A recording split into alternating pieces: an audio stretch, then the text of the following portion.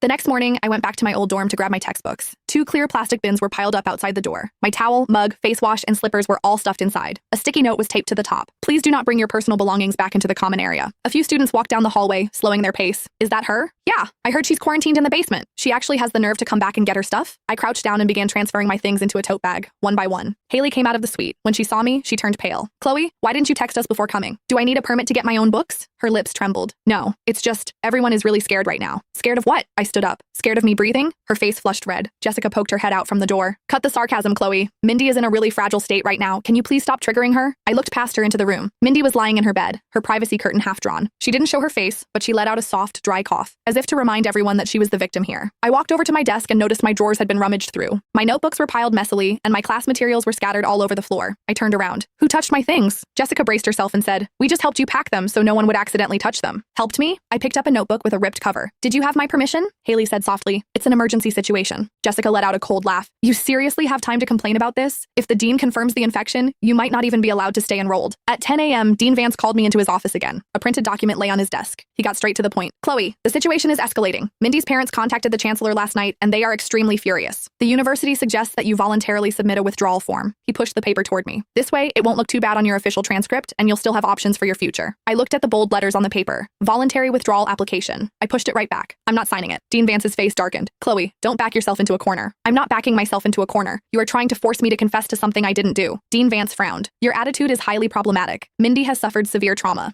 As her suite mate, the least you can do is cooperate. Cooperating doesn't mean admitting guilt. Dr. Cooper, who had been quiet, finally spoke up. Chloe, from a medical standpoint, we need you to take a test as soon as possible to rule out any possibilities. I turned to him. I can take a test, but not under the assumption that I am already guilty. Dean Vance slammed his hand on the desk. You are in no position to bargain right now. More students gathered outside the open door. The walls in this building were paper thin. Any raised voice could be heard across the entire floor. Dean Vance lowered his tone. We have a departmental town hall meeting this afternoon to announce the administration's decision. You'd better think it over before then. I grabbed my bag. I've already thought it over. As I stepped out of the office, I saw Mindy standing at the end of the hallway. She was wearing a white coat, her face completely drained of color. Seeing me leave, she slowly pulled down her face mask. She stared at me, her lips curling into a smug, triumphant smirk, like she was looking at a bug she had finally crushed into the dirt. The afternoon town hall meeting was held in the department's main lecture hall. It was officially labeled as a campus safety and health seminar, but everyone knew exactly what it was about. The moment I walked in, the buzzing room fell dead silent. A single seat in the very front row was left empty. A piece of paper was taped to the desk. Chloe. They were putting me on display under the spotlight. I sat down. Whispers erupted behind me immediately. I can't believe she actually showed up. She's got thick skin, I'll give her that. If I were her, I would have dropped out by now. I didn't look back. Mindy sat in the middle of the third row. Haley and Jessica sat on either side of her, holding her hands. Mindy wore a mask, her eyes red and puffy, looking as though she might faint at any second. Dean Vance walked up to the podium and turned on the microphone. We are holding this meeting today because of a recent incident that has severely impacted